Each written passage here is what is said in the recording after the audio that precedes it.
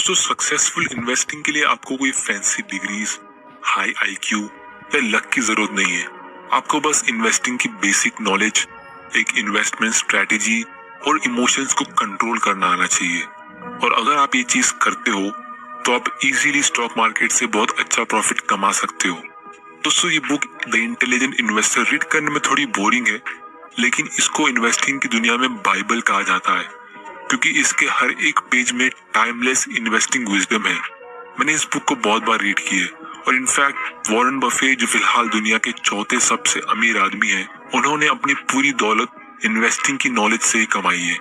तो इसीलिए आज इस वीडियो में आपके सामने इस बुक से 5 इंपॉर्टेंट इन्वेस्टिंग लेसन्स लाया हूँ, जिसे सीखने के बाद आपकी इन्वेस्टिंग की नॉलेज बहुत ज्यादा इंप्रूव होगी और आप भी अपनी इन्वेस्टमेंट डिसीजंस ले सकते हो। तो चलिए शुरू करते हैं। Lesson number 1, investor and market fluctuations. दोस्तों, स्टॉक मार्केट से रिलेटेड सबसे बड़ी प्रॉब्लम लोगों को ये होती है कि ये मार्केट इतने फ्लक्चुएट क्यों होते हैं। इसीलिए स्टॉक मार्केट के डर को दूर करने के लिए आपको एक सिंपल सा लेसन इस बुक से सिखाता हूँ। मान लो आपने अपने कुछ फ्रेंड्स के साथ मिलकर एक बिजनेस स्टार्ट किया। आपने उस बिजनेस में अपना 1 लाख रुपए का इन्वेस्टमेंट किया और इसी तरह आपके बाकी 4 दोस्तों ने भी मिलकर 1-1 लाख रुपए का इन्वेस्टमेंट किया। तो इस बिजनेस में टोटल अभी 5 पार्टनर्स हुए और 5 लाख रुपए का इन्वेस्टमेंट हुआ। अब मान लो कुछ साल गुजर गए और आप लोगों का बिजनेस सक्सेसफुली चलने लगा, लेकिन यहाँ पे आपका एक बिजनेस पार्टनर है जो आपके पास रोज आता है और आप जब भी सुबह सुबह अपने एकदम ठंडे दिमाग में चाय के मजे लेते हो, वो टाइम पे आपका ये फ्रेंड आपके पास आता है और आपको एक प्राइज ऑफर करता है ताकि आप अपना पार्टनरशिप उसे बेच दो और आप इस बिजनेस से हट जाओ। या फिर आप चाहो तो और ज्यादा इन्वेस्टमेंट करके इस बिजनेस का एक बड़ा हिस्सा खरीद लो। लेकिन यहाँ पे एक इंटरेस्टिंग बात यह है कि वो रोज अपने मूड के हिसाब से प्राइस बताता है। जब वो बहुत ज्यादा खुश होता है तो बहुत ज्यादा प्राइस बताता है और जब निराश होता है तो एकदम कम प्राइस बताता है। तो इसीलिए कभी कभी उसका बताया हुआ प्राइस आपको एकदम सेंसिबल लगता है, लेकिन ज्यादातर आपको उसका बताया हुआ प्राइस गलत लगता है। ये पार्टनर का नाम है मिस्टर मार्केट। तो दोस्तों, अगर आप स्मार्ट हो तो ऐसे बिजनेस पार्टनर के साथ आप क्या करोगे? क्या आप मिस्टर मार्केट के बताए हुए प्राइस को एक्चुअल बिजनेस की वैल्यू समझ लोगे, या फिर जिस दिन आप अग्री करोगे तभी उसके साथ सौदा करोगे? या फिर उससे अच्छा और ऑप्शन मैं बताता हूँ, जब वो खुशी के मारे बहुत ज्यादा प्राइस कोट करता है, जैसे 1 लाख की वैल्यू की जगह वो 1 करोड़ बताता है, तो आप उस दिन उसके साथ अपना हिस्सा बेचने की डील करोगे। और जिस दिन वो डर के या निराश होके एकदम सस्ता प्राइस कोट करता है, जिसे 1 लाख की जगह 50,000, तो आप उस दिन उससे ज्यादा खरीदोगे। लेकिन बाकी सारे टाइम आपकी समझदारी इसी में होगी कि आप उसके रोज के बताए हुए प्राइस को इग्नोर करो, क्योंकि दोस्तों, जब आप उसके प्राइस को इग्नोर करते हो तो वो बिल्कुल भी बुरा नहीं मानता।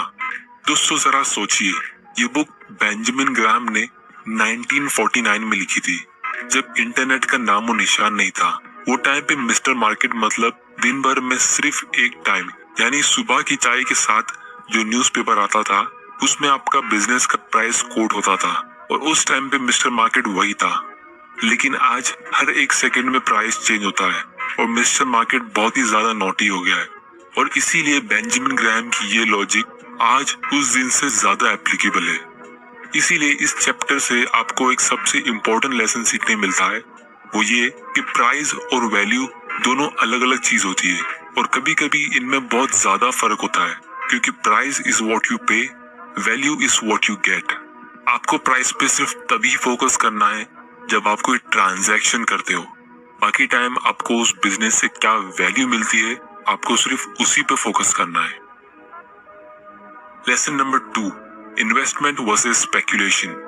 दोस्तों, मैक्सिमम इन्वेस्टर स्टॉक मार्केट में सिर्फ स्पेकुलेशन करते हैं। जब भी कोई स्टॉक खरीदता है तो हम उसे फॉरेन इन्वेस्टर का दर्जा देते हैं, फिर भले उसने इन्वेस्टमेंट से पहले कोई रिसर्च की हो या नहीं। और इसीलिए ज्यादातर लोग स्टॉक मार्केट में लॉस खा के बैठते हैं। और इसका कारण ये होता है कि जब वो स्पेकुलेशन से प्रॉफिट्स कमाते हैं तो वो और ज्यादा पैसे लगाते हैं, जब तक वो सबक ना सीख ले। लेकिन दोस्तों, अगर आप सच में इन्वेस्टिंग करो तो आपका लॉस होने का चांसेस बहुत ही कम है, जो इस वीडियो के एंड होते ही आपको खुद समझ में आ जाएगा। क्योंकि बेंजामिन ग्राहम के हिसाब से इन्वेस्टिंग का मतलब होता है an investment operation in which upon thorough analysis promises safety of principal and an adequate return. Operations not meeting any of these criteria are speculation. अगर आपको ये डेफिनेशन नहीं समझी तो मैं आपको इसको डिटेल में समझाता हूँ। दोस्तों, इस स्टेटमेंट में 3 चीजें ध्यान देने वाली है। सबसे पहला, थोरो एनालिसिस, मतलब आपको इन्वेस्ट करने से पहले एटलीस्ट उसके बिजनेस के बारे में रिसर्च करनी चाहिए। एनालिसिस में 3 चीजें देखनी पड़ती है, quality of business, quality of management और वैल्यूएशन।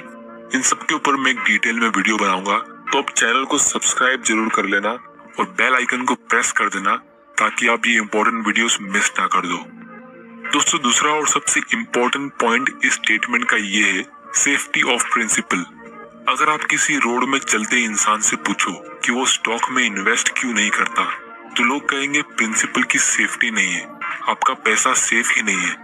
यानी जो आप पैसा इन्वेस्ट करते हो, आपको वो पैसा ही खुद इसमें सेफ नहीं लगता है, तो प्रॉफिट तो बहुत दूर की बात है। लेकिन बेंजामिन ग्राहम के हिसाब से आपको इन्वेस्टमेंट तभी करो जब आपको उसमें प्रिंसिपल सेफ दिखता हो। अब ये कैसे होगा, ये चीज इस वीडियो के एंड होने से पहले आपको समझ में आ जाएगी।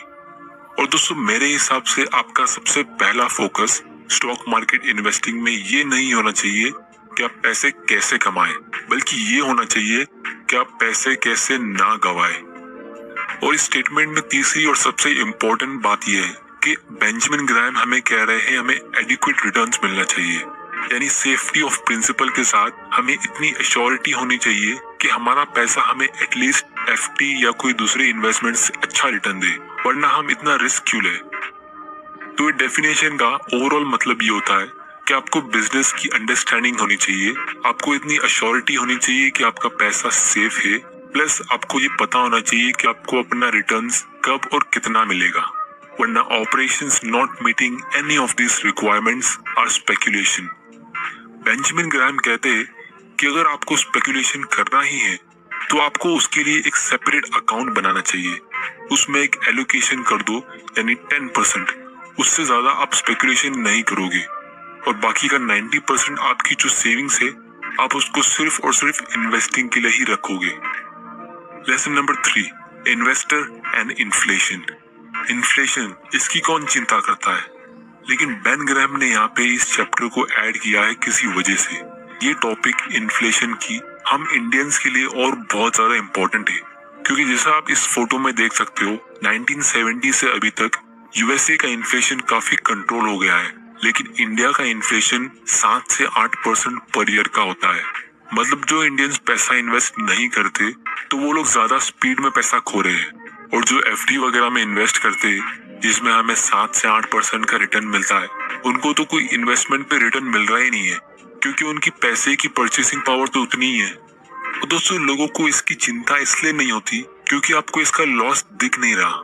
अगर आपके पास अपने गले में 100 रुपए है तो 10 साल बाद भी वो 100 रुपए है, और लोगों को लगता है कि उन्होंने कुछ खोया नहीं, और यहीं पे लोग धोखा खाते हैं। लेकिन सिर्फ 7% के हिसाब से 10 साल में उसकी वैल्यू आधी हो जाएगी।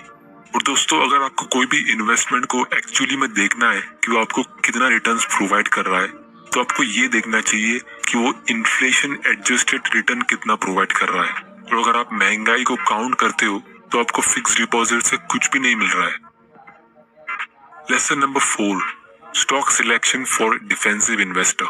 बेंजामिन ग्राहम ने यहाँ पे एक डिफेंसिव इन्वेस्टर के लिए स्टॉक सिलेक्शन करने का क्राइटेरिया बताया, वो ये है adequate size of an enterprise. मतलब आपको लार्ज कंपनीज में इन्वेस्ट करना चाहिए, क्योंकि छोटी और न्यू कंपनीज ज्यादा रिस्की होती है। Point number 2, sufficiently strong financial condition.